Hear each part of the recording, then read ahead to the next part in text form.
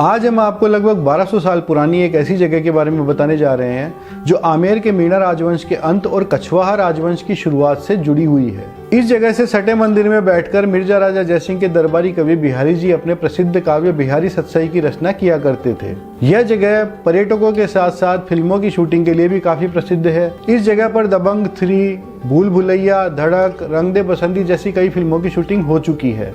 प्राचीन काल में इस जगह को बड़ा पवित्र माना जाता था क्योंकि इसका सीधा संबंध इसके पास मौजूद अंबिकेश्वर महादेव मंदिर से था। उस समय लोग इस जगह पर स्नान करने के बाद महादेव के दर्शन किया करते थे। तो आज हम इस सुंदर और कलात्मक जगह की यात्रा करके इसके इतिहास के बारे में जानकारी लेते हैं। आइए शुरू करते हैं।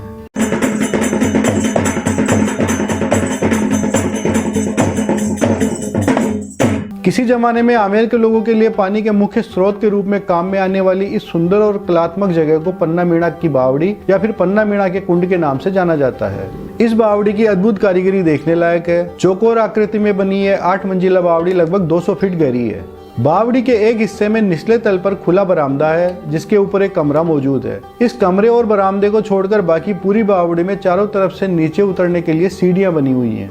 इन सीढ़ियों की कुल संख्या 1800 है जो ऊपर से नीचे की तरफ 8 भुजाओं या 8 परतों में बटी हुई है।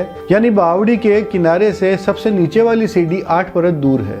बावड़ी के चारों किनारों पर सुंदर गोल छतरियां बनी हुई है। बावड़ी के दोनों तरफ काफी खुली जगह है जो पुराने समय में धार्मिक और सामाजिक कार्यों के काम में आती थी। बावड़ी के पास मुख्य प्रवेश वाली जगह पर कुछ कमरे बने हुए हैं जिनके सामने एक खुली जगह पर आयताकार छतरी बनी हुई है। ऐसी मान्यता है कि यह बावड़ी पास ही के अंबिकेश्वर महादेव मंदिर की जलहरी है, इसलिए इसके पानी को बड़ा पवित्र माना जाता है। पुराने समय में श्रद्धालु इसमें स्नान करने के बाद ही महादेव की पूजा अर्चना करने मंदिर में जाते थे। इस साल अच्छी बारिश होने की वजह से यह बावड़ी पानी से पूरी तरह भर गई। जब बारिश अच्छी नहीं होती तो पानी सबसे निचले तल में चला जाता है। बावड़ी में कुछ बड़े कछुए भी दिख जाते हैं। फोटोग्राफी और वीडियोग्राफी के लिए यह जगह बहुत शानदार है। कैमरा ले जाने का चार्ज लगता है लेकिन मोबाइल फोन से फोटोग्राफी और वीडियोग्राफी फ्री है। अगर हम पन्ना मीणा कुंड के इतिहास के बारे में बात करें तो इस कुंड का इतिहास 1000 साल से भी ज्यादा पुराना है। जैसा कि हम जानते हैं कि आमेर में कछवाहा राजाओं के शासन से पहले मीणा राजाओं का शासन हुआ करता था। इस कुंड के निर्माण के बारे में 2 मान्यताएं हैं जिनमें पहली 8वीं या 9वीं शताब्दी के किसी मीणा शासक से और दूसरी 17वीं शताब्दी के कछवाहा शासक मिर्जा राजा जयसिंह से जुड़ी हुई है। पहली मान्यता के अनुसार इस कुंड का निर्माण 8वीं या 9वीं शताब्दी के किसी मीणा राजा ने करवाया था। ऐसा भी माना जाता है कि इस कुंड का निर्माण 1000 साल पहले आमेर के राजा पन्ना मीणा ने करवाया था। इस बावड़ी का इतिहास मीणा राजाओं के पतन से भी जुड़ा हुआ माना जाता है। ऐसा कहा जाता है कि इस बावड़ी पर मीणा राजा पन्ना मीणा और उसके सहयोगियों को मारकर कछवाहा राजपूतों ने आमेर पर कब्जा किया था। इस घटना के बारे में बताया जाता है कि जब मीणा राजाओं का इस जगह पर शासन था तब उनको हराना काफी मुश्किल हुआ करता था क्योंकि वे हमेशा अस्त्र शस्त्र धारण करके रहा करते थे। मीणा राजाओं में एक परंपरा थी कि वे हर साल दिवाली के दिन अपने शस्त्रों को अपने से दूर रखकर इस कुंड में स्नान करने के बाद सामने स्थित अंबिकेश्वर महादेव की पूजा करके अपने पूर्वजों को जल अर्पित किया करते थे।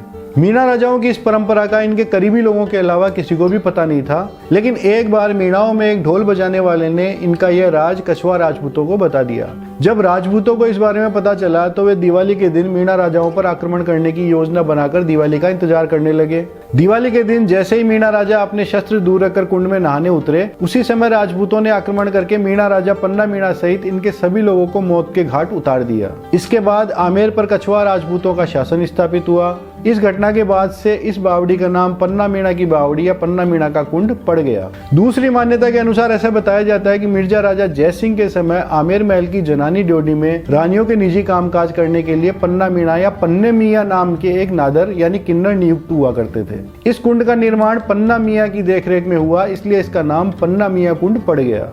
कई जगह ऐसा भी बताया जाता है कि पन्ना मियाँ मिर्जा राजा जयसिंह के समय नहीं बल्कि महाराजा बिशन सिंह के समय आमेर में मौजूद थे। पन्ना मियाँ को महाराजा बिशन सिंह आगरा से अपने साथ लेकर आए थे।